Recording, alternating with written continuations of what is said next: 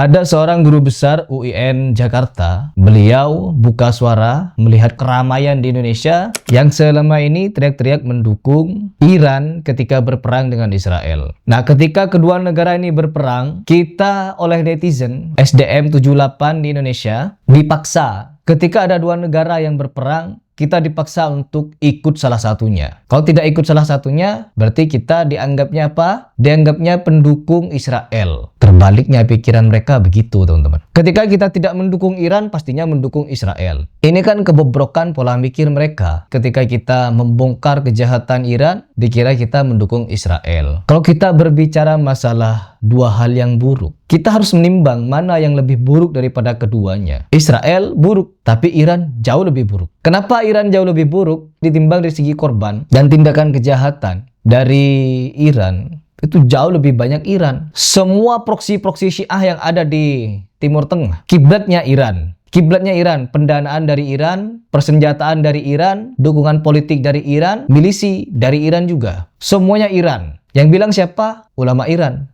اما امروز ایران نیست تنها توی مدوی جغرافیایی نیست. امروز هشت شعبی عراق ایرانه، حزب الله لبنان ایرانه، انصار الله یمن ایرانه، جبهه وطنی سوریه ایرانه، جهاد اسلامی فلسطین ایرانه، حماس فلسطین ایرانه. اینا همه شده ایران. یعنی ایران دیگه ما نیستیم تنها.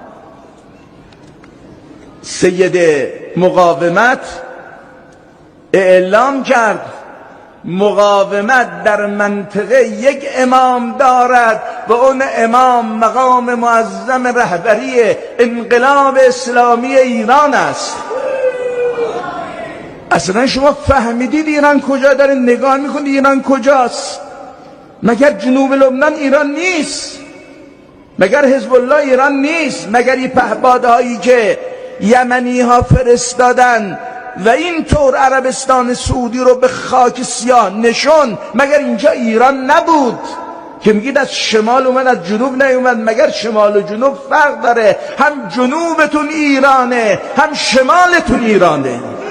Nah, di sini kita bisa ambil kesimpulan bahwa semua kehancuran di Timur Tengah, di Ardus Syam, Yaman, Lebanon, Irak, Suriah, Palestina, akibat Iran. Di Yaman, Syiah Houthi yang didanai, dipelopori, dimobilisasi, digerakkan oleh Iran, memerangi pemerintahan yang sah, menggulingkan pemerintahan yang sah, yang mengakibatkan ratusan ribu korban jiwa. Iran lagi. Di Irak juga begitu. Di Lebanon juga begitu. Otoritas resmi Lebanon sudah mulai gerah, sudah mulai gedek, sudah mulai muak dengan tingkah Hizbus Syaiton, yang dimana Hizbus Syaiton ini dianggap negara di dalam negara. Seolah-olah Hizbus Syaiton memiliki kekuasaan di sana. Padahal Lebanon punya struktur otoritas resminya sendiri. Dan sekarang lagi diupayakan agar Hizbus Syaiton dilucuti persenjataannya. Kekacauan pasti dari Iran, dari Syiah. Begitupun Suriah, ya, 50 tahun.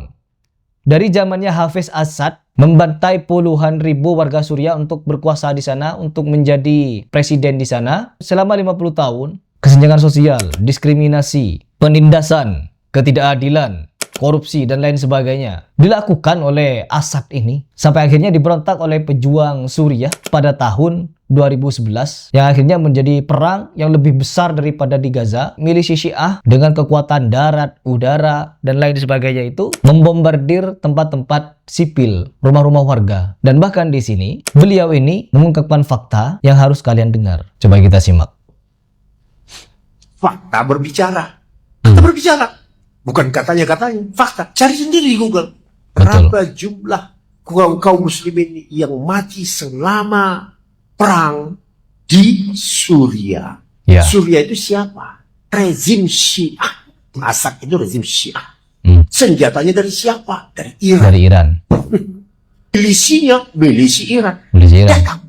Hizbullah datang Suriah untuk membunuhi kaum muslimin. Betul. Cukup itu saja sudah jadi bukti. Persi jumlah yang terkecilnya 680.000 nyawa mati di Suriah. Mungkin kalau ibu bandingkan dengan yang dibunuh oleh Israel di Gaza, gak sampai sebegitu rasanya ya. Mana lebih kejam? Persi mufti 1,5 juta.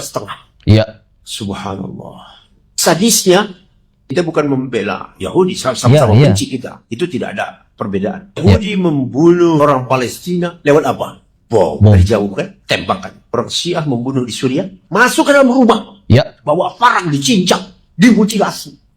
Apa sudah lupa? Itu dulu video-video, gali lubang, kecil ini, orang Suriah ini, terus masuk ke dalam lubang itu. Begitu masuk lubang, cor kepalanya. ya. Tidak terhitung, timbul penguburan massal. Itu yang kamu bela. Itu yang kamu bela.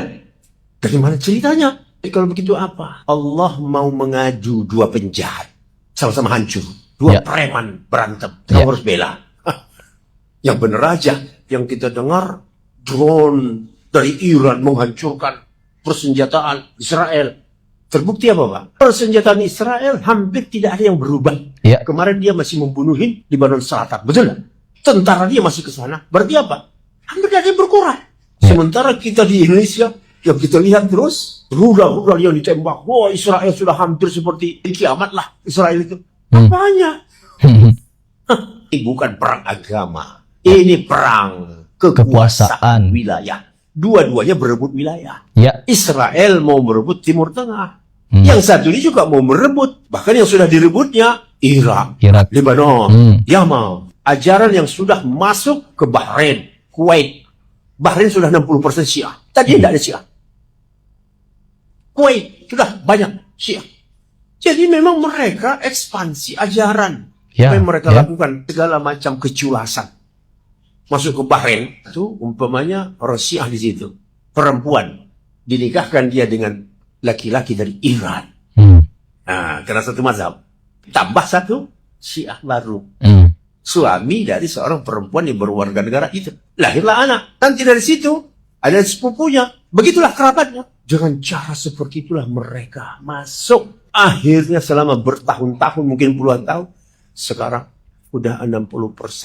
Kalau sudah begitu, tinggal dikit aja. Demo sedikit aja udah goyang, selesai. Ya. Jadi jangan termakan isu, oh yang anti Syiah ini Wahabi. Begitu mereka. Anti Syiah ini Wahabi. Ini framing nih. Kita Ya. tidak ada hubungannya dengan Wahabi. Kita cinta sunnah. Kita Ya. tidak suka orang-orang yang mencaci maki sahabat. Ya. Ini fakta, teman-teman.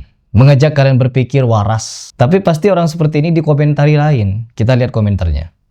Secara tidak langsung, Pak Doktor mendukung Zionis dan AS atas kepongahannya kah? Jika demikian, maknanya Pak Ustadz masuk jebakan pemikiran sendiri. Tuh. Padahal beliau ini bukan mendukung Israel, tapi dia mendukung keduanya untuk perang. Allah yang mengadu mereka untuk berperang. Ya, kalau saya pribadi dari kemarin, saya bertepuk tangan atas Amerika yang melakukan serangan kepada Iran. Ya karena memang cuma Amerika mungkin yang bisa menghancurkan Iran. Dan memang sudah terbukti, Iran semakin hancur sekarang. Tapi kita bukan mau berbicara itu. Yang mau kita bicarakan adalah bagaimana kita bersikap ketika di tengah dua preman berperang. Apa yang dilakukan oleh Iran itu jauh lebih jahat daripada Israel. Dan sudah terbukti memang. Kita akan terus bahas ini ke depannya. Kejahatan rezim teroris.